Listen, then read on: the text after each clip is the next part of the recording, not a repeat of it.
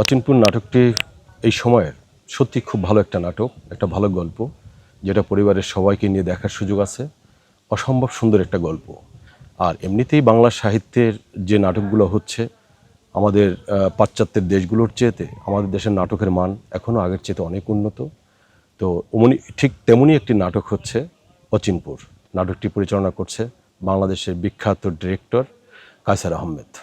তো এই নাটকে আমার ক্যারেক্টারটা হচ্ছে একটি কলেজের প্রিন্সিপাল।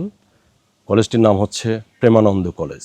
এই কলেজে বিভিন্ন অনিয়ম, দুর্নীতি, সমাজের যত লুকায়িত অসঙ্গতি মূলত এই নাটকের মাধ্যমে সেগুলো তুলে ধরা হয়েছে, অন্যায়গুলো তুলে ধরা হচ্ছে এবং সেটার অন্যায়ের বিরুদ্ধে একজন শিক্ষক কিভাবে প্রতিবাদ করতে পারে সেটাও এখানে তুলে ধরা হয়েছে। এখানে আমার সহকারী শিক্ষক যিনি আছেন মীর সাব্বির, সে চমৎকার করে আমার সহকারী শিক্ষক হিসেবে তিনি অভিনয় করেছেন এবং আমার মাধ্যমে বিভিন্ন চাপে আমি যে অপরাধগুলো করছি, অনিয়মগুলো করছি, সে তার প্রতিবাদ করছে এবং এই প্রতিবাদী একজন শিক্ষক, সে আমার সঙ্গেও প্রতিবাদ করছে। কিন্তু যেহেতু আমার পরিবার আছে, চাকরি হারানোর ভয়ে আমি সবসময় কিছুটা নতজানু থাকি, কিন্তু সে কখনো নতজানু থাকে না, সেই প্রতিবাদ করে যাচ্ছে এবং আমার বিশ্বাস এইভাবেই সমাজে প্রতিবাদ হবে, অন্যায়ের বিরুদ্ধে প্রতিবাদ হবে।